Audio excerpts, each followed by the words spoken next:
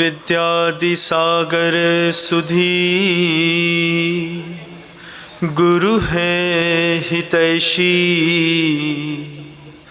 शुद्धात्म में निरत नित्य हितोपदेशी। वे पाप ग्रीष्म ऋतु में जल है सयाने। पूजूं उन्हें सतत केवल ज्ञान पाने। पूजूं उन्हें सतत केवल ज्ञान पाने। अहिंसा परमो धर्म की। परम पूज्य आचार्य भगवंत गुरुदेव श्री विद्यासागर जी महाराज की, वर्तमान आचार्य परमेष्ठी गुरुदेव श्री समय सागर जी महाराज की, समस्त मुनि संघ की, पार्श्वनाथ भगवान की।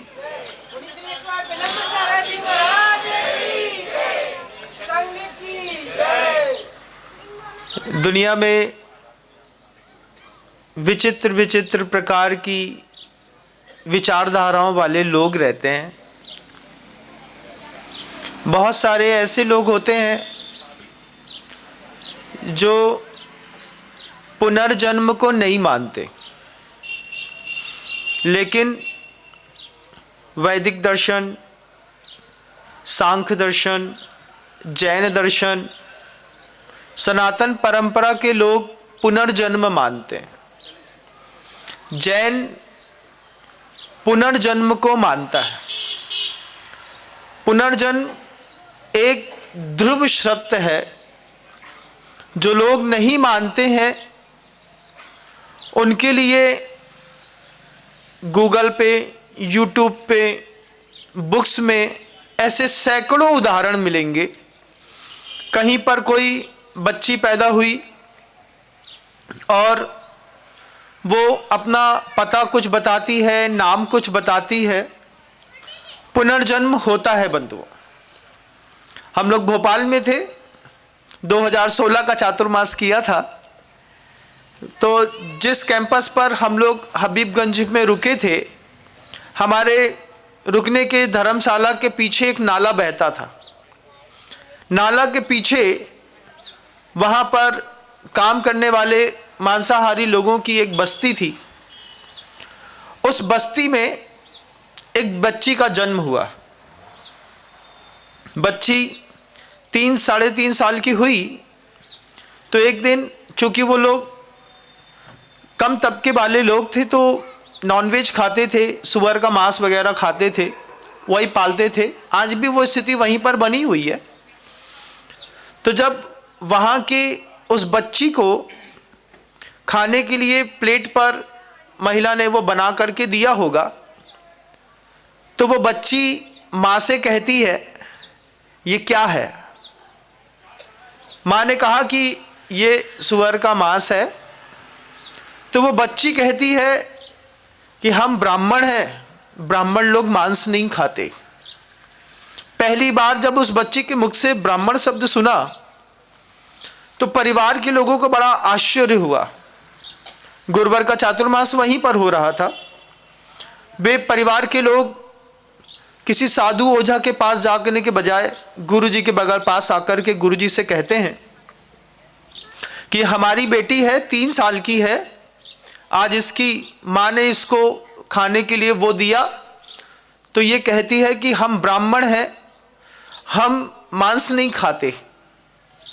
ये जब पहली बार गुरुवर के पास इस तरीके का पहला व्यक्ति आया, गुरुजी ने उसको आशीर्वाद दिया और सावकों से कहा, उन परिवार के लोगों से, कि देखिए इसको अपने पूर्व भव का याद है, इसलिए इसकी पवित्रता आप बना के रखिएगा। और परिवार के लोगों ने अपनी बच्ची के कारण आजीवन मांसाहार करने का त्याग कर दिया। पुनर्जन्म अगर हम मानते हैं कि पुनर्जन्म होता है तो फिर हमें कुछ चीजों पर और विचार करना पड़ेगा। अगर पुनर्जन्म होता है तो यहां पर जो मरण होता है वो क्या छूटता है, यहां पर किसका मरण होता है? आगम ग्रंथों में एक सूत्र आता है, औदारिक वैक्रियक आहारक तेजस कार्मणानि शरीराणि। तत्वार्थ सूत्र है दिगंबर जैन शासन में, उसका द्वितीय अध्याय पर यह सूत्र आपके सामने आता है। तो जो शरीर किसको कहते हैं, अपन थोड़ा समझने का प्रयास करते हैं। तो सीर्यते इति शरीरः, जो गलता है, जो नष्ट होता है, उसको शरीर कहते हैं, जिसमें सीरण होता है, जो प्रत्येक समय खराब होता रहता है। तो सीर्यते इति शरीरः, तो जो औदारिक शरीर होता है, स्थूल कहते हैं, जिसके अंदर उदारता रहती है, बड़प्पन रहता है और बड़ा बड़ा दिखता है, इसको आगम ग्रंथों में औदारिक शरीर कहा है। तो जब मृत्यु होती है तो मृत्यु के वक्त में ये औदारिक शरीर छूट जाता है, यहीं पे पड़ा हुआ मिलता है शव के रूप में। लेकिन आचार्य कहते हैं कि औदारिक शरीर के अलावा भी 4 शरीर और होते हैं। वैक्रियक शरीर भी होता है। तो विक्रिया क्या होती है महाराज? जैन शासन में अणिमा, महिमा, लघिमा, गरिमा, ईशत, वशित, प्राकाम और प्राप्ति, ऐसी 8 रिद्धियां विक्रिया होती हैं। उन विक्रियाओं को करने की सामर्थ्य उससे और सूक्ष्म शरीर में होती है। तो स्थूल शरीर तो दिखाई देता है लेकिन सूक्ष्म शरीर दिखाई नहीं देता। तो वैक्रियक शरीर इसी औदारिक शरीर के अंदर है। वैक्रियक शरीर के बाद एक आहारक शरीर होता है। आहारक शरीर भी होता है। आहारक शरीर क्या होता है कि वो अपने संतुष्टि के लिए आत्मा के प्रदेशों से बाहर निकल करके संतुष्ट होकर के वापस लौटता है, वो एक आहारक शरीर है। उसके बाद एक तेजस शरीर है, जिस तेजस शरीर के कारण जो तो आपके गाल है ना, 16 साल की बेटी का बिना मेकअप किया हुआ चेहरा देखिएगा, वो एक नेचुरल रूप से चमकता है, अपने आप उसमें कांति, एक दीप्ति होती है। तो वो जो दीप्ति और कांति शरीर के अंदर होती है वो तेजस शरीर के कारण होती है। उसके बाद एक कार्मण शरीर होता है।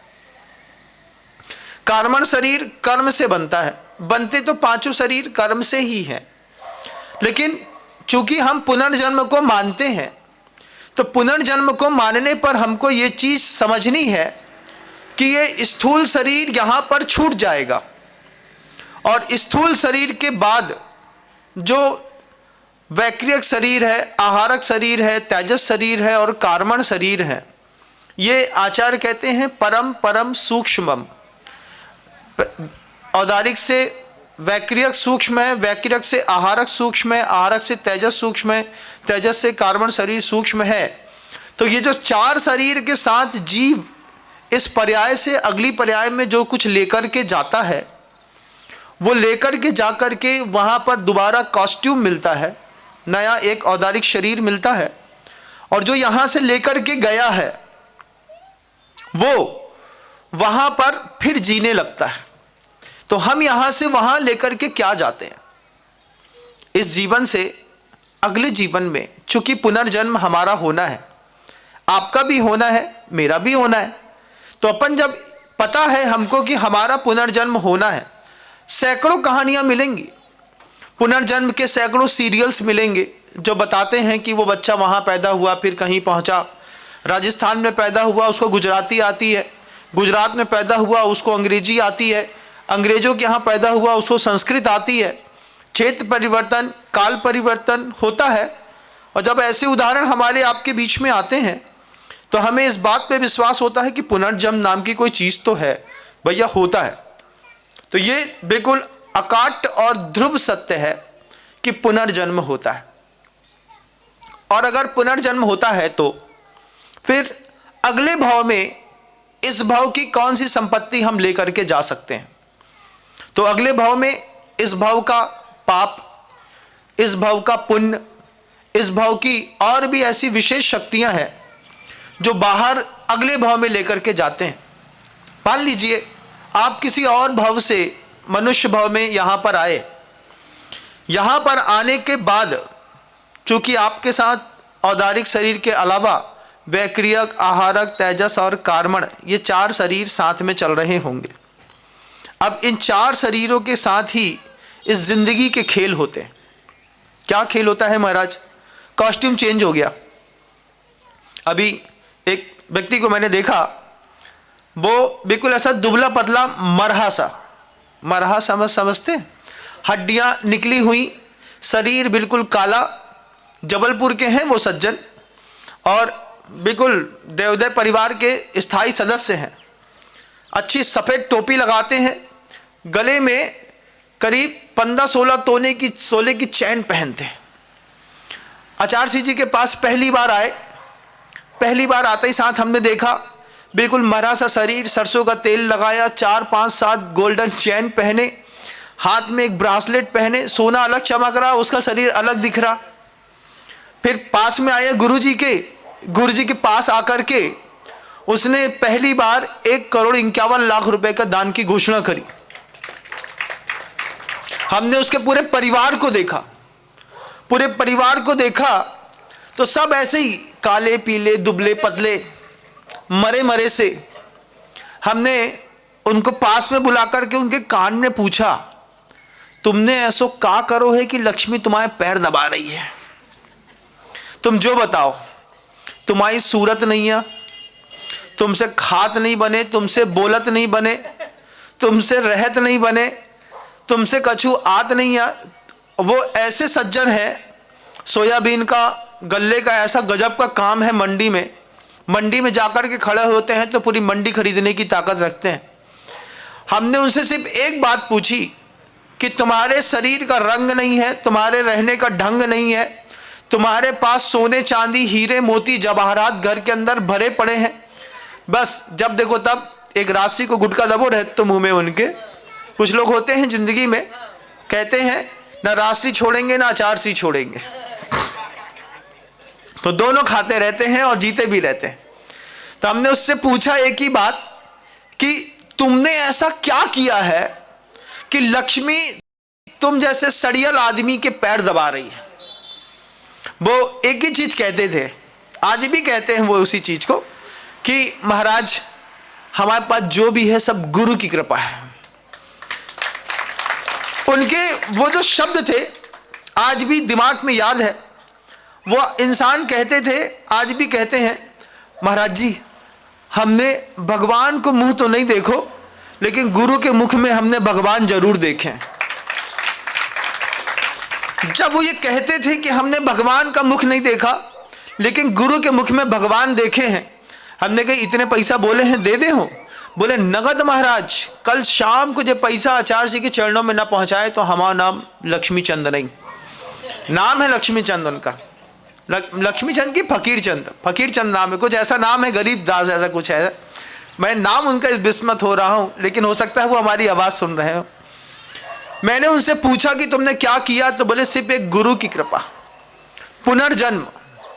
पुनर्जन्म में आपको संपत्ति मिली लेकिन चेहरा नहीं मिला, कुछ पाप के उदय, कुछ पुण्य के उदय, दुर्भग नाम कर्म का उदय है, लेकिन उपलब्धियां बड़ी जबरदस्त हैं।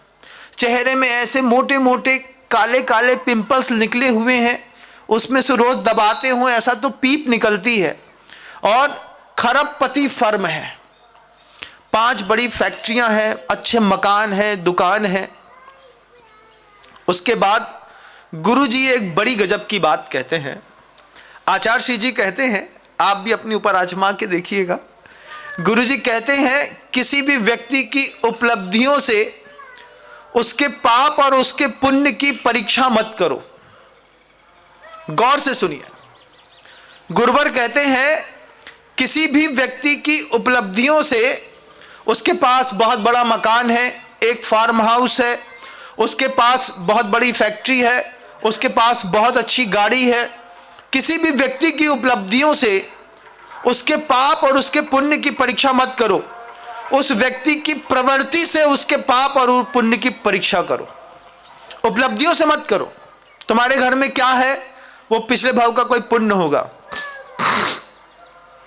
लेकिन तुम लगातार क्रूरता का काम करते हो, हिंसा करते हो, झूठ बोलते हो, चोरी करते हो, अब्रह्म सेवी करते हो, तो तुम्हारी प्रवृत्तियों से तुम्हारे पाप और तुम्हारे पुण्य के परिलक्षण दिखाई देते हैं।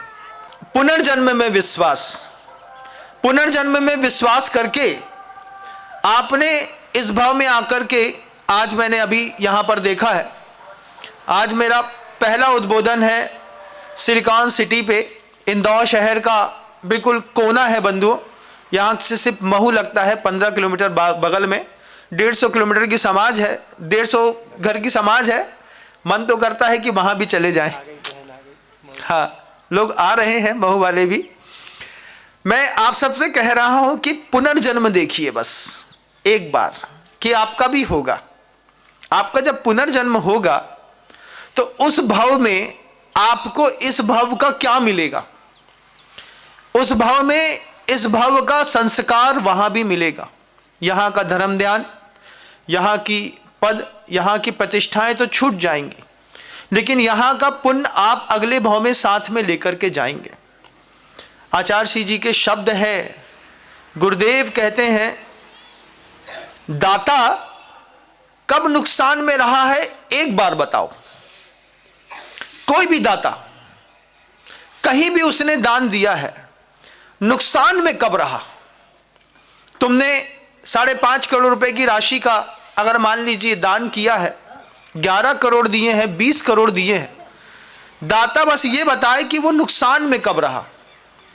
और अगर नुकसान में नहीं रहा तो दान देकर के उसने क्या पाया है ये देखिए। फिर दान देने पर इस भाव में जो अनुकूलताएं बनी है, जो प्रतिष्ठा मिली है, जो मन का बोझ हल्का हुआ है, धन पुण्य की एक उपलब्धि मात्र है।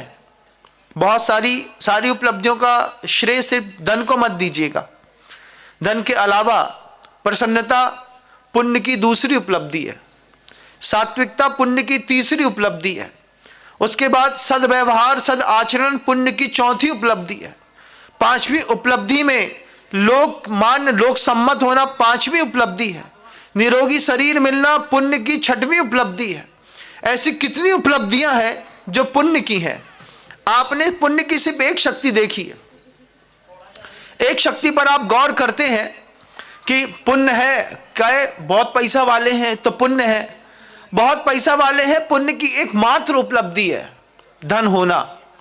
लेकिन जिगरा भी चाहिए देने का, वो पुण्य की पाप की उपलब्धि में। क्रूर है आदमी, पैसा वाला तो है लेकिन क्रूर है। वो दुनिया की हर जगह में पाप कर सकता है लेकिन धर्मायतनों में दान नहीं दे सकता। कुछ लोग ऐसे हैं जो निगोद से निकले, एक एक पर्याय में भ्रमण किया, स्थावर बने, 1 इंद्री बने, 2 इंद्री बने, 3 इंद्री, 4 इंद्री, 5 इंद्री बने, मनुष्य बने, जैन कुल पाया, अब यहां से निगोद जाएंगे। वापिस जहां से शुरुआत करी थी, पूरा पुण्य खत्म होने वाला है इसी भाव में। इस भाव में उनने कसम खा ली है, जितना कमाया है उतना बर्बाद करके जाएंगे। तो बर्बाद करने के लिए वो उठते हैं, पैसा उठाते हैं, विदेश में जाते हैं, और जो पाप जैन शासन में वर्ज हैं, वे सारे के सारे सामाजिक पापों को वो वहां पर एक साथ करते हैं। एक व्यक्तिगत धर्म होता है, जैन शासन में एक सामाजिक धर्म होता है। इन दोनों को आपने शायद कभी ना सुना हो तो सुनिएगा। एक व्यक्तिगत धर्म है जैन शासन में आने के बाद। व्यक्तिगत धर्म क्या है? पुण्यात्मा आदमी का व्यक्तिगत धर्म है, पापियों का व्यक्तिगत धर्म नहीं है। सिर्फ पैसे से किसी इंसान की कभी तुलना मत करना, ये बात अपने दिमाग में बहुत गहराई में बैठाओ।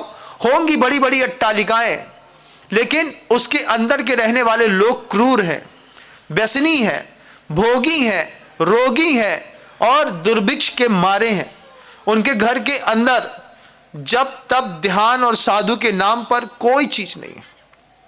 अभी गया था कहीं पे, बड़ी बड़ी अट्टालिकाएं देख रहा था कि ताले बंद हैं, लोग सो रहे हैं।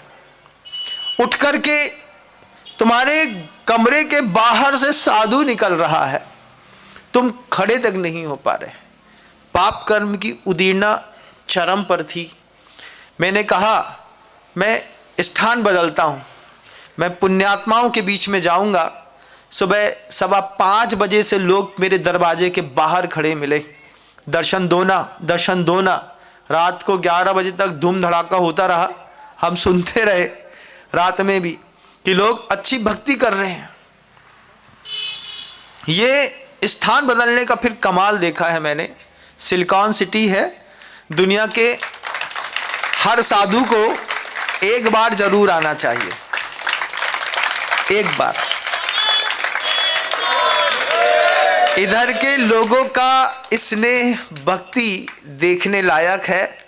इंदौर आओ और अगर सुकून चाहिए हो और अच्छी भक्ति चाहिए हो तो सिलिकॉन सिटी जरूर आना चाहिए, मैं आप सबको कहता हूं। आचार्य भगवंत कहते हैं पुनर्जन्म पे जाके देखिएगा। जो लोग यहाँ पर आज हमारे आपके बीच में हैं, उनकी उपलब्धियां मत देखिए, उनकी प्रकृतियां, उनकी प्रवृत्तियां देखिए। तो जिनका पूर्व भाव का पुण्य था, इस भाव में पुण्य है और यहां से वो उठ करके सिर्फ सीधे देव बनेंगे, वो यहां पर भी पुण्य संचय कर रहे हैं। उनको दिखाई देता है कि पुण्य करने का कुछ साधन है, तो व्यक्तिगत धर्म है देवत यदि गुरु पूजासु, देव पूजा, गुरु की उपासना, स्वाध्याय, संयम, थोड़ा थोड़ा तप घर के अंदर, ये व्यक्तिगत धर्म कहलाता है। इस व्यक्तिगत धर्म से आपके जीवन का विकास होता है। पूजा करते हैं, गुरुओं की उपासना करते हैं, स्वाध्याय करते हैं, संयम ग्रहण करते हैं, थोड़ा बहुत तप कर लेते हैं, अष्टमी चतुर्दशी का भी, तो आपका व्यक्तिगत विकास होता है। और सामाजिक विकास होता है अहिंसा से, सामाजिक विकास होता है अस्तेय से, सामाजिक विकास होता है ब्रह्मचर्य से, सामाजिक विकास होता है अपरिग्रहवाद से। अगर तीर्थंकर वर्धमान स्वामी का काम खत्म हो गया होता तो मंदिर का निर्माण भी बंद कर दिया गया होता। वर्धमान स्वामी इस सृष्टि पर आए, आकर के जीवन जीने के लिए सिर्फ 72 साल की उम्र मिली। 72 साल की उम्र में 30 साल तो गृहस्थी में गुजार दिए, बचे 42 साल तो 12 साल मौन में निकल गए। 30 साल धर्म की प्रभावना करी, चारों तरफ हिंसा हिंसा हिंसा हिंसा दिखाई देती थी। किसी निमित्त से कोई जीव को मार रहा है, किसी निमित्त से कोई जीव को मार रहा है। उन्होंने एक सामाजिक धर्म की उठने के लिए एक सूत्र दिया, अहिंसा परमो धर्म।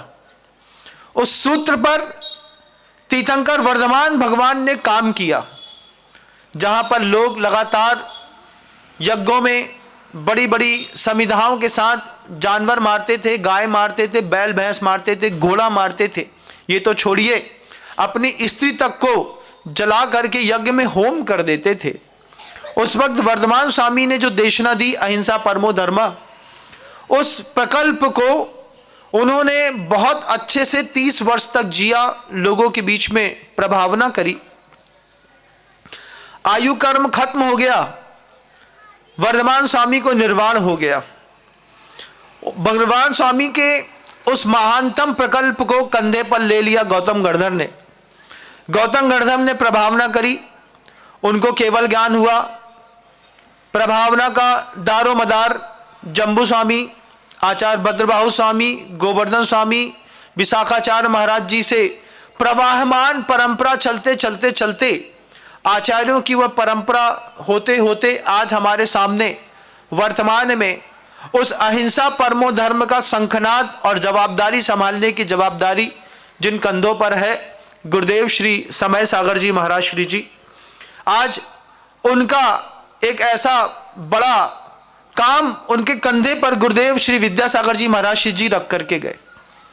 आचार्य श्री जी कहते थे हमेशा कि अहिंसा जिस दिन खत्म हो गई, उस दिन, सुनिएगा गौर से, अहिंसा जिस दिन धरती से पूरी खत्म हो गई, उस दिन संसार की कीमत भी खत्म हो जाएगी। जब तक अहिंसा है तो अहिंसा कहाँ मिलेगी, किसके पास मिलेगी, इसके लिए मंदिर बनाए।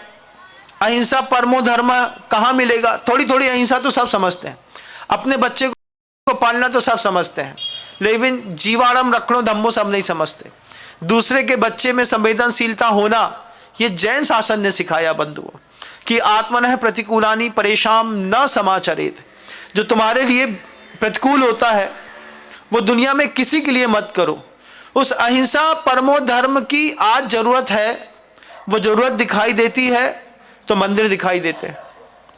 बहुत सारे लोग दुनिया के लगे हैं बंदूक की गोली के दम पर अपना शासन, अपना धर्म स्थापित करने के लिए। बहुत सारे लोग बम फेंक करके धर्म स्थापित करने में लगे हैं। हम सिर्फ धन दे करके अपने धर्म की जीवंतता बनाने में लगे हैं। आज जैन शासन के व्यक्ति को जैन धर्म को जिंदा रखने के लिए जान नहीं देनी पड़ती, सिर्फ धन देना पड़ता है।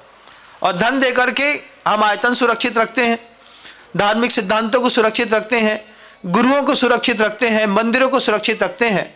इतिहास में ऐसा सबूत बना करके छोड़ करके जाते हैं कि वहां जाने वाले व्यक्ति को लगती है कि अहिंसा परमो धर्म कहीं देखना है तो यहीं पर देखिएगा। पहली बार जब मैं पालीताना गया, पालीताना जाकर के मैंने करीब 3000 मंदिर देखे। 3000 से ऊपर मंदिरों के ठीक बीच में एक दिगंबर जैन मंदिर है। पूरे मंदिर घूम रहा था मैं, तो मेरे साथ और भी लोग घूम रहे थे। जो मुझसे अपरिचित थे मैं उनसे अपरिचित था, और उन्होंने एक ही बात कही। जब दिगंबर जैन मंदिर के सामने भगवान के सामने आकर के खड़े हुए तो उनके मुख से एक शब्द निकला, भगवान तो इन्हीं को कहते हैं ना जो पूरे वीतरागी टाइप के दिख रहे हैं। ये सुनकर के लगा कि जैन शासन कितना सौंदर्यवान है। वीतरागता दूर से अजैन को भी समझ में आती है। हम सबको भी वो वीतरागता देखनी और समझनी चाहिए।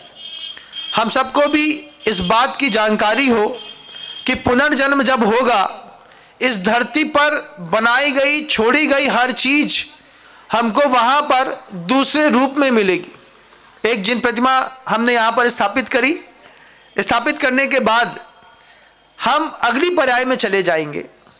यहाँ पर हमारी स्थापित प्रतिमा के सामने जो व्यक्ति भी सिर झुकाएगा उसका पुण्य हमको अगली पर्याय में भी मिलेगा। क्यों?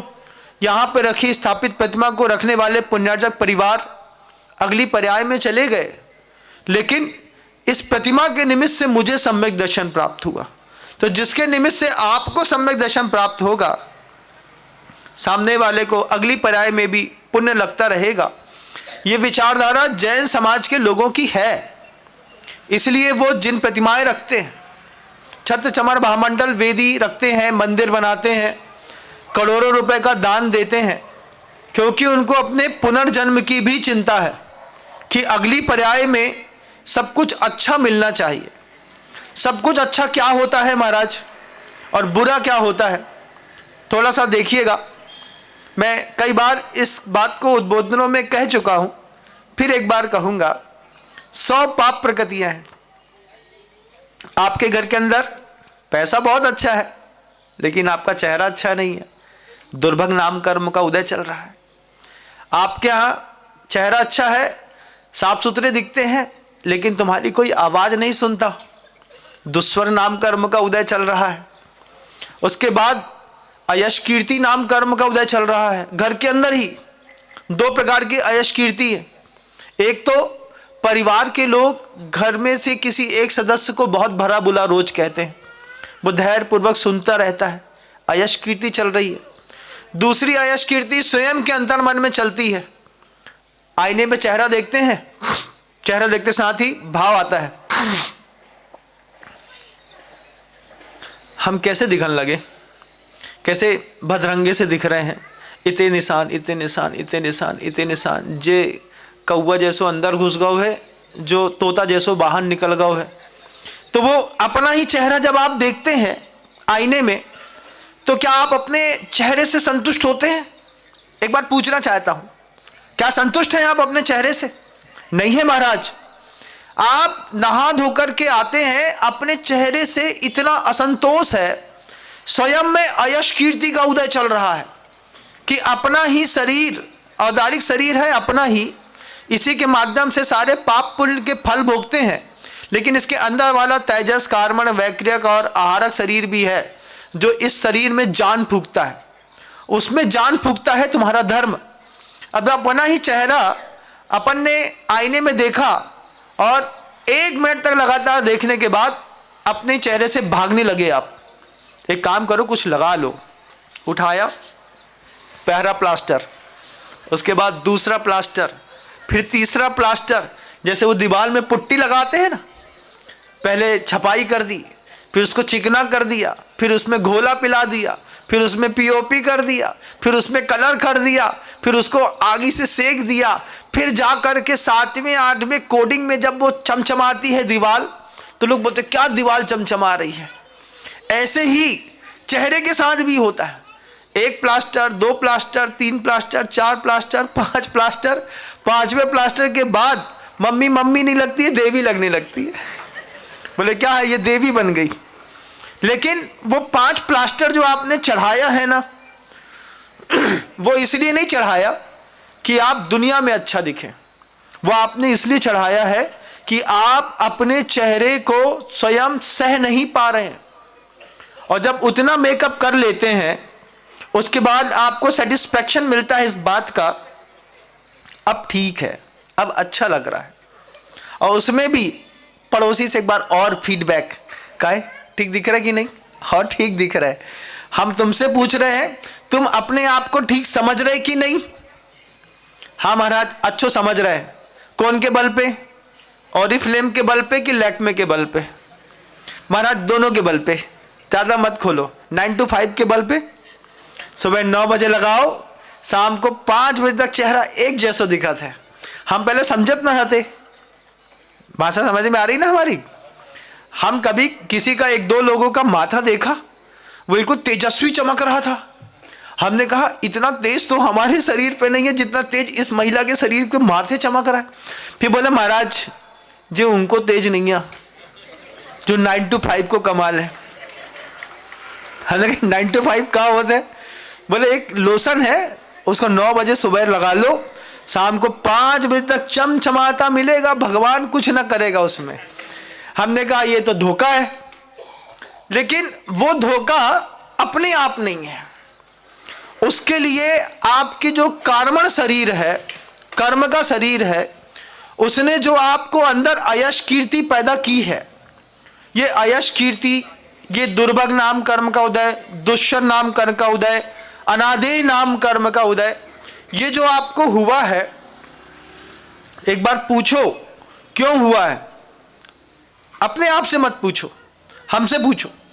आगम ग्रंथ बताएंगे कि देव शास्त्र और गुरु की कहीं या तो अपमान या कहीं अवहेलना, दिगंबर साधु को देख करके घृणा, निंदा का भाव, ये सारी चीज़ों ने तुम्हारे चेहरे का पूरा करल बदल दिया। और जो लोग तेजस्वी दिखते हैं, तेजस्वी दिखने के बाद भी वो क्रूर निकल जाते हैं। चिड़िया कितनी छोटी सी प्यारी सी लगती है, कितने अच्छे गाने चलते हैं, ओरी चिड़ैया नन्ही सी चिड़िया अंगना में फिर आ जा रे। भाई चिड़िया दिन भर कीड़ा मकोड़े खाती रहती है, प्रसिद्धि तो है तुम्हारी कोमलता के नाम पर, लेकिन तुम क्रूर हो। भाव में कहाँ कहाँ माथा टेका होगा, मेहनत करी होगी, कितना पुरुषार्थ किया होगा, तब जैन कुल मिला। अब जैन कुल के बाद बस कोशिश करिएगा निगोद की पर्याय ना मिले। अगर निगोद की पर्याय मिल गई, महाराज काय को मिलेगी? आचार्य एक ही चीज कहते हैं, मनुष्य पर्याय में आने के बाद, धन संपन्न होने के बाद, बहवारंभ परिग्रहतम नार कश्यायुषा, आरंभ बहुत करता है, परिग्रह चारों तरफ से आ तो रहा है लेकिन कहीं जा नहीं रहा है। जाएगा, परिग्रह तो यही छूट जाएगा, लेकिन वो इंसान नरक में जरूर जाएगा। और मरते वक्त जो संक्लेश करेगा तो निगोद में भी जाएगा। ये जैनों के सिद्धांत है पुनर्जन्म के। आप चूंकि पुनर्जन्म मानते हैं, आप मानते हैं कि नहीं मानते? मानते हैं ना? पुनर्जन्म तो मानते हो कि नहीं? किसी भाव की बस दिख रही है, किसी भाव में खा लो पी लो खुश हो लो, eat drink and merry. Charvaka मत कहता है पीत्वा पीत्वा पुनः पीत्वा यावत् पतति भूतले पुनरुत्थाय वै पीत्वा पुनर्जन्म न विद्यते। चार्वाक कहता है, क्या कहता है, जो पुनर्जन्म नहीं मानते उनकी धारणा है पीत्वा पीत्वा पुनः पीत्वा। क्या पियो, क्या पियो, दूध, दूध नहीं, वही मदिरा, दारू, पीत्वा पीत्वा पुनः पीत्वा। कितनी पियो, इतनी पियो, इतनी पियो, इतनी पियो कि पीते पीते यावत पतति भूतले, जब तक पीते पीते धरती पे गिर ना जाओ तब तक पियो। फिर क्या करो, पुनरुत्थाय, फिर खड़े हो, वै पीत्वा, फिर पियो, पुनर्जन्म न विद्यते, क्योंकि कभी पुनर्जन्म नहीं होता। जिनकी ऐसी धारणा होती है कि पुनर्जन्म नहीं होता, वो जिंदगी भर दूसरों को धोखा देते हैं, चोरी करते हैं, हिंसा करते हैं, व्यभिचार करते हैं, पाप करते हैं, सबका लेकर के भाग जाते हैं, मर जाते हैं। लेकिन मर करके भी जो नहीं मानते हैं उनका भी तो पुनर्जन्म होता है ना। दुनिया में ये जितने रोड पे भीख मांगने वाले दिखते हैं ना, कभी देखा है? काला कोट पहने रहेंगे, दाढ़ी बाल बड़े रहेंगे, वहीं पे सो रहे हैं, मैला कुचैला पहन रहे हैं। ये सब पूर्व भाव में बड़े बड़े सेठ थे। क्या थे? आगम ग्रंथ कहता है इस बात को। ये सब बड़े बड़े सेठ थे, बड़ी बड़ी सिद्धियां थी, अच्छा पुण्य था, अच्छी प्रसिद्धियां थी, सब कुछ अच्छा था। और धीरे से इतनी कसाई का परिणाम था, चक्रवर्ती भी क्यों ना हो, परिग्रह साथ में रख के वो नरक ही गया है। जिस चक्रवर्ती ने परिग्रह छोड़ा है वो स्वर्ग भी गए हैं और मोक्ष भी गए हैं, और चक्रवर्ती ने परिग्रह साथ में लिया है तो वो नरक ही गया है। रोड में कोई भी भिखारी दिखे उसको देखना और एक ही बात सोचना कि पूर्व भाव में सेठ था, बहुत आराम, बहुत परिग्रह के कारण ऐसा कर्म बांधा कि आज जिंदा है, वो भी भिखारी बन करके जी रहा। ये जिस दिन सोच में आ जाएगा, पुनर्जन्म दिमाग में बैठ जाएगा, तो ये मंदिर, ये भगवान, ये पूजा, ये गुरु, ये माला, ये जप, ये सारी चीजें बहुत अच्छी लगने लगेंगी। और जिनकी धारणाओं में पुनर्जन्म नहीं है, अकाट पैसे वाले होने के बावजूद अपने को क्या करना, अपने को क्या मतलब, चलो अपना घर देखो, अपना घर मत देखो, अपने अंदर का घर देखो। 100 पाप प्रकृतियां काम कर रही हैं। अंगोपांग नाम कर्म का उदय कैसा चल रहा है, टेढ़ा मेढ़ा, चढ़ मेरी गाड़ी टम्मक टू। एक पैर सिर्फ 2 इंच छोटा है महाराज, 2 इंच पैर एक छोटा हो जाए तो धरती पर कौन सा पैर रखोगे, ये वाला कि ये वाला? और ये वाला पैर रखोगे, ये नहीं रखोगे तो कैसे चलोगे? और ये चलोगे तो कैसे होगा, है ना? टम्मक टू। बोलो, घर के अंदर दादी होती होगी, है ना? बिल्कुल, चल मेरी दादी टम्मक टू। क्या है? अंगोपांग नाम कर्म के उदय में कुछ अच्छा नहीं मिला। एक हाथ छोटा मिल गया, भाग मनाओ जैन कुल मिल गया। आंखें एक फूटी मिल गई, उसके बाद भी भाग मनाओ कि जैन कुल मिल गया। पुण्य वाला परिवार मिल गया, भगवान मिल गए, उसका उपयोग कर लो। टूटी आंख का, टूटे हाथ का, टूटी आंत का, आंट भी टूटी मिलती है। अच्छा साफ सुथरा चमकती हुई औदारिक देह है, लौकी के अलावा कुछ पचता नहीं है। थोड़ा भी खा लो तो पेट में मचता है और फिर बार बार जाकर के साफ सुथरा करना पड़ता है। शरीर है महाराज, परेशान हो गए। कहाँ ऐसा कुछ होता नहीं है क्या? जाकर के हॉस्पिटल देख करके आइएगा एक बार।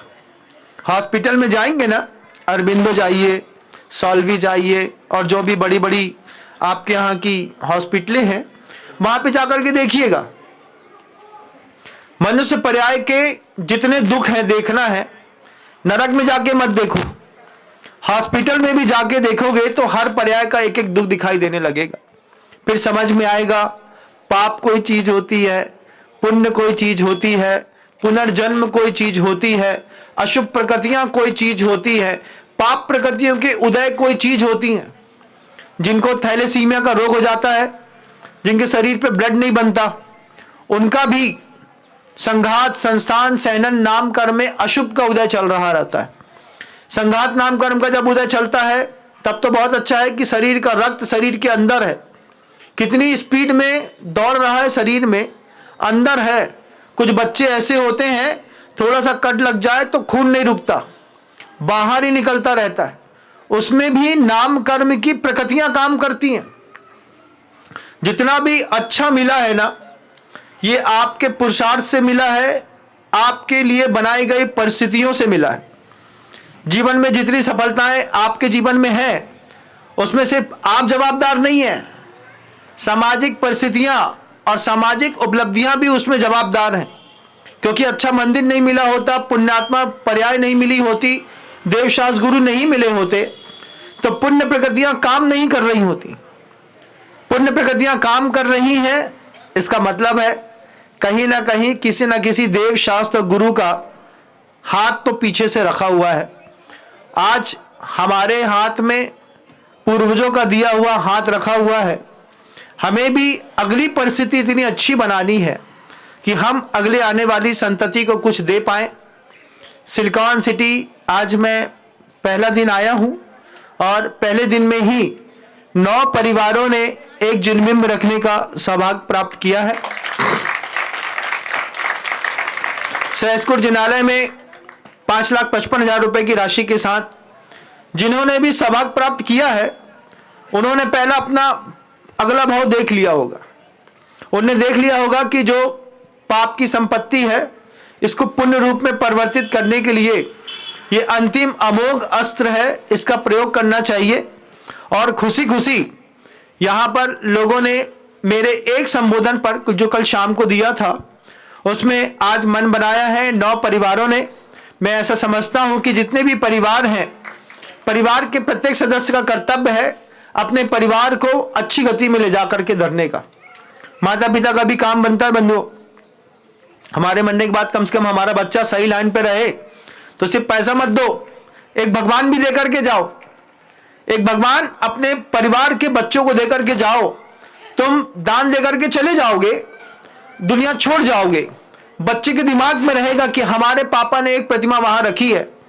और उस प्रतिमा के निमित्त से जब आपका बच्चा मंदिर जाएगा, पूजा करेगा, अभिषेक करेगा, शांति धारा करेगा, तो परिवार का, बड़ों का दिया गया दान मंदिर के रूप में बच्चों के भविष्य निर्माण में भी काम आएगा। आज पहला दिन है, शब्दों को विराम देता हूं। गुरुदेव श्री विद्यासागर जी महाराज श्री।